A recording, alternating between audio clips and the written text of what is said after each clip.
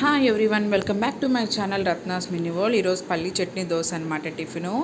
మీరు ఇంట్లో ఏం టిఫిన్ చేస్తారో కామెంట్ చేయండి. అండ్ నెక్స్ట్ విడివిడిగా కూడా వేపుకోవచ్చు. ఫస్ట్ పల్లీలు వేపుకొని తర్వాత మిర్చి, ఆనియన్, జీరా ఇవన్నీ వేసుకొని కూడా. బట్ నేనేంటంటే ఇప్పుడు అన్నీ ఒకేసారి కలిపి వేపేస్తున్నాను అనమాట.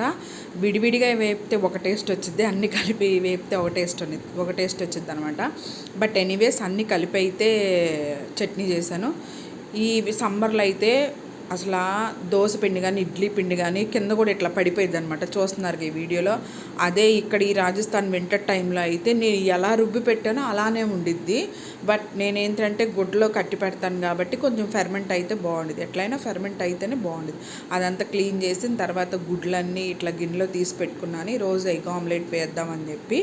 సో ఎగ్తో అయితే మంచిది కదా పిల్లలకు కన్నా కానీ. అండ్ నెక్స్ట్ అవన్నీ పల్లీలన్నీ వేపాను కదా మిక్సీ జార్లో తీసుకొని, సో నా దగ్గర ఉన్న అవి శనగలు యాడ్ చేసుకున్నాను అనమాట. సో నెక్స్ట్ ఉప్పు వేసుకొని కొంచెం చింతపండు వేసుకొని మిక్సీ పట్టేసుకోవటమే. సో చింతపండు చూసారా, సో మాకున్నే అవైలబిలిటీ అయ్యే చింతపండు ఇది. ఇంకా నెక్స్ట్ పెద్ద పెద్ద చింతపండు కూడా దొరికింది, నెక్స్ట్ టైం మీకు చూపిస్తాను.